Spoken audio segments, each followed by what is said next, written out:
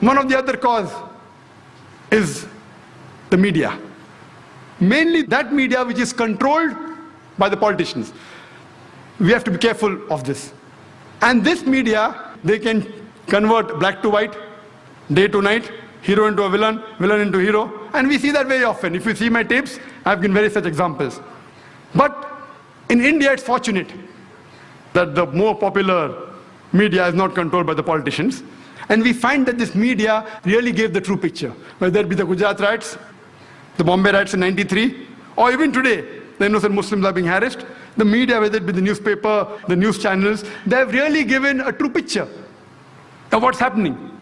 Not 100%. Sometimes they get involved in news which is sensational. So when they get the news without checking up, they give it.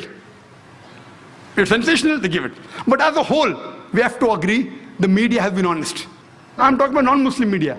I'm not talking about the Muslim media. And here we find that they were honest and they projected the real picture. But what we have to be careful is of the media which is controlled by the politicians.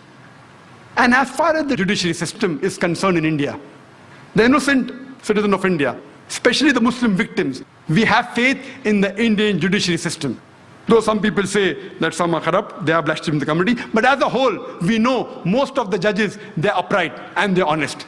We only hope that these people are not influenced by the politicians. So far I know most of the judges, they don't care much for the politicians. If once the politicians get hold of the judiciary system, then God save this country.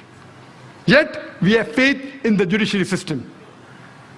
And to conclude, we have to realize that since we know that the cause of terrorism is injustice, the cause of terrorism is wrongdoing to a particular group of people, this thing should be stopped. How can we stop? As I mentioned, number one, the politicians, they should be honest, they should be just. They should not go for the vote bank and do things which are wrong. Once they're honest and they're just, irrespective they lose their seat, you see to it that terrorism will stop.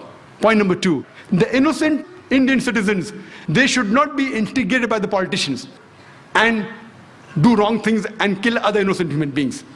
Point number three, the police, they should be upright. They should be just. If someone is being harmed, they should see to it that is protected. They should not be ploy of the politicians. I know there are times that they can be transferred, but if every policeman in India is honest, the new policeman who is transferred will also be honest. So what will the politician do? If 100% of the policemen, I'm not blaming all of them, please don't get me wrong. I know most of them honest, they want to do, but because they're under the pressure of the politicians, they're afraid that they'll be transferred, they'll be harassed. But if all the policemen get together and say, let's all of us be honest, if they transfer you, the new person coming will also be honest. So there itself, most of this trouble of injustice will stop. And last but not the least, people cannot take the law in their hand. They cannot kill other innocent human beings, even if they belong to the same community who has done injustice on you. If we take this and we see to it that injustice is stopped, then surely India will be a very good country. It is estimated that in the next, by 2020, India would be a superpower. If all the Hindus and Muslims, if we live together, if we love each other harmoniously, we may have our differences. The differences will be there.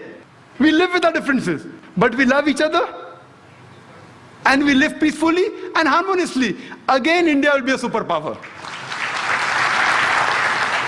And Mahatma Gandhi, he said that if India has to improve, it should be ruled by a dictator as honest and as upright as Hazrat Umar.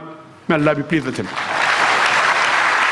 Mahatma Gandhi, the father of a nation, he advised the best thing India can do is have a dictator like Hazrat Umar. May Allah be pleased with him, radiallahu anhu. He was an honest person. When it came for justice, he did not see whether he is a Muslim or non-Muslim. For justice, he gave justice. Therefore, he got the title Al-Faruq, the person who differentiated truth from falsehood. I started my talk by quoting a verse of the Quran from Surah Isra, chapter number 17, verse number 81, which says, وَقُلْ جَاءَ الْحَقُّ وَزَاقَ الْبَاطِلِ إِنَّ الْبَاطِلَ كَانَ زَهُوقًا. When truth is heard against falsehood, falsehood perishes. For falsehood is by its nature bound to perish. I would like to end my talk by giving the quotation of Dr. Adam Pearson, who said that people who worry that one day nuclear weaponry will fall in the hands of the Arabs, they fail to realize that the Islamic bomb has already been dropped. It fell the day Prophet Muhammad, peace be upon him, was born. Wa akhiru da'wana alhamdulillahi rabbil alameen.